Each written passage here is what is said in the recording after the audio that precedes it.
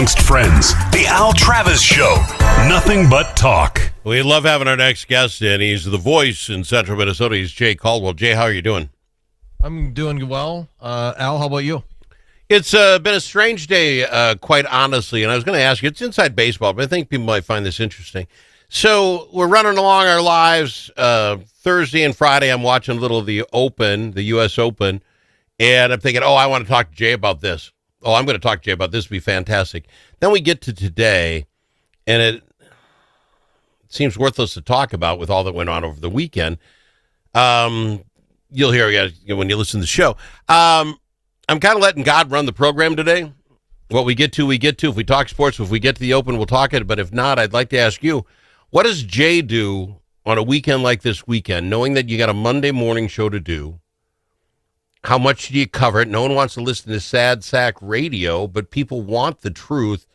What went through Jay's mind to get through Monday?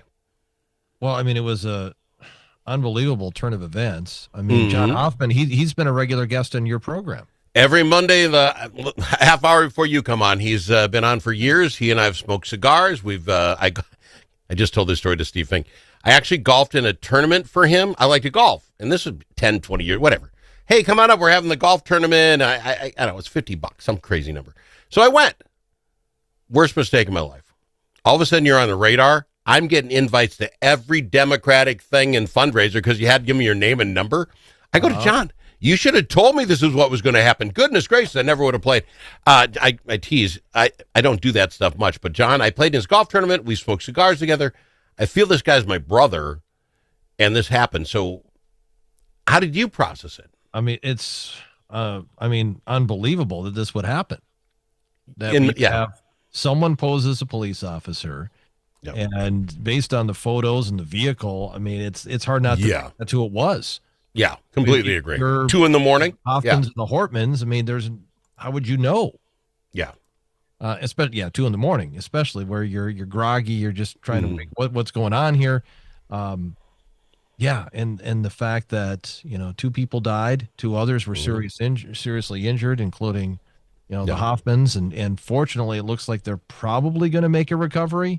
I mean, I don't know, maybe you have more information on that, but that's the latest that I've heard, that they're maybe out of the woods, but there's still surgeries that have to be done. I'm telling you what I get so far. Mrs. Hoffman sent out an email also into the Amy Klobuchar said she could share. She got hit 8 times. Yeah. She's out and she's able to text and send emails, and they've been wonderful. Follow her. Her husband shot 9 times. He has not sent anything out himself yet.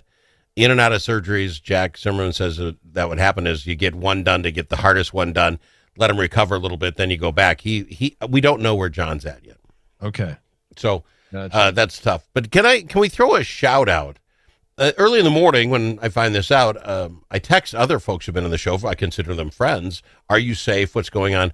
The law enforcement in this state figured this crap out pretty early on, and most senators and representatives had been contacted by the police and or had an officer in their driveway while they were figuring this stuff out at 3, 4, 5 in the morning. I'm so impressed with the officers. The one who, this is how I understand it, Hoffman gets shot. The Hoffmans get shot. The police from all over, right? Even Brooklyn Park. Is it Brooklyn Park? Brooklyn Center, whichever one. Brooklyn Park. Yeah. Thank you. So they come to help. Not a lot of shootings in this neck of the woods. They come to help, and that officer realizes this is John Hoffman, a state senator. Wait a minute. We know the Hortmans. They live in our town 6 miles away. He called to get those cops to go take a quick look.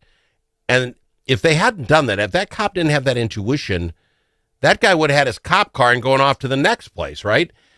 I give the cops a crap load of credit. Then in the middle of a cornfield, you find the guy in the middle of the day. Fine job by the cops. Yeah, right, exactly. And he retreats back to where he has a home. See, that was weird. That doesn't make sense unless he was just intended he was going to get caught. Yeah. He got back there without a vehicle. I don't know. Somebody will name that information about at some point as far as how that happened. In Green Isle, I've been there many times because my wife is family from there. Her grandparents live in Green Isle. And Green Isle is a town of 200-300 people. Yeah. There's not much for homes now. It sounds like he lived on a farm. Yeah. Nearby, outside of there, outside of there. But yeah, that's a small town that They certainly had no idea that was the kind of thing that was going to be impacting their lives over the last couple of days, but it certainly had. Not to make fun, but if you are caught in the outskirts of Green Isle, you're in the middle of no place. Yeah. You know what I'm saying? This is rural Green Isle. There's not a lot of rural Green Isle going on. But back to my point, the cops, how they found it and traced him back there and all the rest, I give them huge kudos and thank them for that. But back to my original question to you, Jay. So you got Father's Day. You're probably going to chat a little bit about how great Father's Day was. You got the Twins getting swept. You know, got the ball game tonight. Plenty for a regular morning guy to talk about. How do you go into the day? How did you go in? Well, you got to tackle this national news story. I mean, the shootings that took place. I mean, that, we work for a news station. For sure, that is going to be the number one priority. The reaction, people that knew the Hoffmans and Hortmans, and and the fact that you've got Belter finally arrested. Yeah, the fact that happened last night. I mean, thankfully, because that manhunt, we didn't know how long this was going to go on. I mean, I give law enforcement a lot of credit. They stuck it out in Sibley County. They felt like they had an idea that he was there. Yeah. I felt like that doesn't make any sense. Why would he go back there? But he did, and they found him there. There was concern that what if he jumps state, and what if he somehow gets out of the country? Those things didn't happen. No, you can't ask for more, and it was so nice. I found out that he was captured literally as I was going to bed, so stayed to watch the news at the end of the hour to catch it, and it was nice. I would not have wanted to get up this morning still wondering and seeing who's closed down. Let me ask you this, Jay. So they closed down Champlin, they closed down Brooklyn Park, right, with an EMS warning, your phones go off and say shelter in place? How hard is that got to be?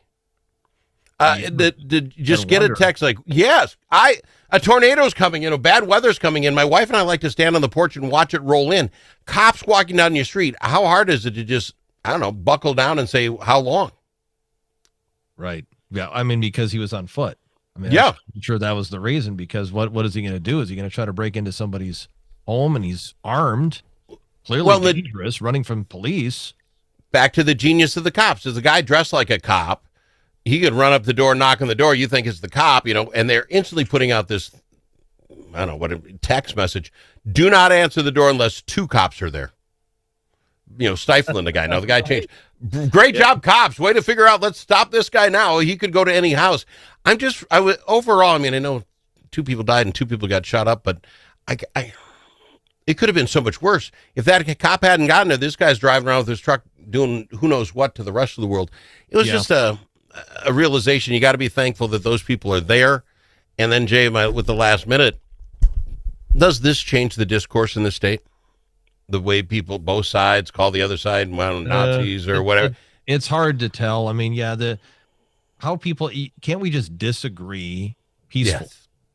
Thank you. You used to be able to do that. And somehow that's changed. And it's not for everybody.